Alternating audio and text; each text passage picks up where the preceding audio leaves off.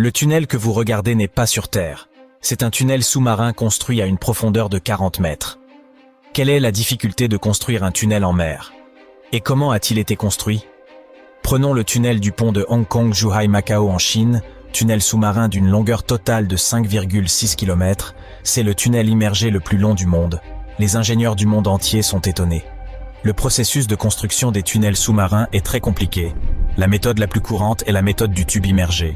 Des tubes en béton armé sont coulés à l'avance sur Terre. Les extrémités de ces tubes sont scellées avant d'être coulées pour empêcher l'eau de mer de s'infiltrer dans le tuyau. Avant que le tuyau soit coulé, une opération de dragage massive est nécessaire pour retirer les couches molles de vase du fond marin pour exposer la surface dure, puis des remorqueurs spéciaux flottent le tuyau immergé jusqu'à son emplacement désigné.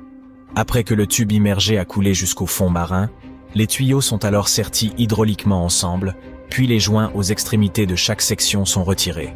Le tunnel est prêt à être formé pour éviter les infiltrations d'eau, des joints en caoutchouc spéciaux sont installés aux joints des tubes immergés et une couche de gravier est posée sur les tubes pour empêcher les tuyaux de flotter ou d'être perturbés par l'eau de mer.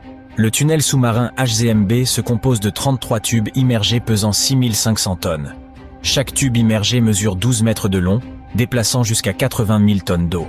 Cependant, la méthode du tube immergé est généralement seulement adaptée à la construction dans des eaux relativement calmes. Pour des eaux à courant rapide, seule une machine à bouclier peut être utilisée. Cette méthode nécessite l'utilisation d'une grande machine à bouclier. Le devant du bouclier est équipé d'une énorme découpeuse rotative poussée par des vérins hydrauliques. Le bouclier avance lentement tandis que la découpeuse tourne pour couper à travers la terre. Même lorsqu'il rencontre de la roche solide, le disque de coupe peut facilement les moudre. Le bouclier peut aussi assembler des pièces de tuyaux en béton préfabriquées. À mesure qu'il creuse, cela rendra les murs du tunnel plus solides. Ce processus apparemment compliqué est presque entièrement automatisé, donc c'est très efficace, mais c'est aussi plus coûteux.